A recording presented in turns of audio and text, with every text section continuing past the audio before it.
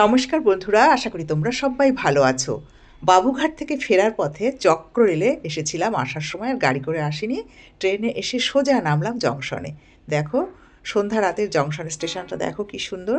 তারপরে নাগেরবাজার এসে আমাদের প্রিয়, অতি প্রিয় রিকশাটাকে পেয়ে গেলাম। তো ওর একটাই মাত্র মেয়ে, মেয়েটাকে ভালো শিক্ষিত করেছে, এখন চাকরি করছে, 14-15 হাজার টাকা মাইনে পায়।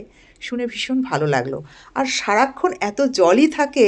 ও বলে, বৌদি জীবন একটাই, জীবনে হাসি খুশি এবং আনন্দ করে বাঁচতে হবে। তো ওর কাছ থেকে অনেক কিছু শেখার আছে।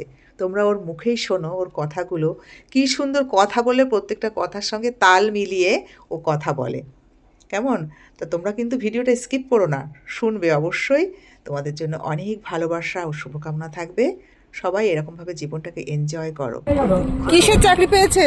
সবসময় ভাববে আমাদের হ্যাঁ। ভাবে মানুষ অনেক দূরে বাঁচছে। আরে বাহ, কংগ্রাচুলেশন। অনেক, কত টাকা মাইনে পায়?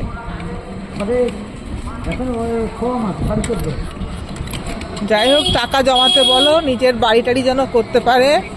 এখনই বিয়ে দিও না। হ্যাঁ, অবশ্যই স্বপ্ন তো থাকবেই, কেন থাকবে না?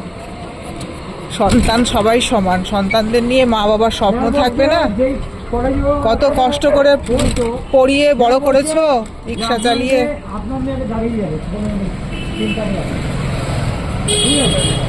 তোমার কটা মেয়ে? হ্যাঁ, ডায়লগ দিয়েই বলো, ডায়লগ দিয়ে বলো, কটা মেয়ে তোমার? না, আমার মেয়েকে বাদ দিয়ে বলো, অন্য কোনো মেয়েকে ভেবে বলো। বাবার সাথে মায়ের সাথে মামুনি গেছে এখানে বিয়ে বাড়ি, সবাই খাচ্ছে, আপনাকে পাচ্ছে না, বাবাকে এখানে পাচ্ছে না। তখন ও মনের দুঃখে গান করছে যে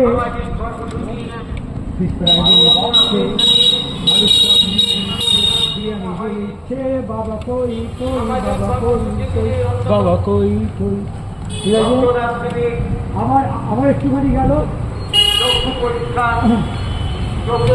ভালো হয় না বলে হবে, বলা যায়। বলো কি হ্যাঁ, নন্দলাল পেরেছেন হয়ে যাবে। জয় মা। বলে বাসতে, বাড়ি যেও না বাসতে। ও মা গো।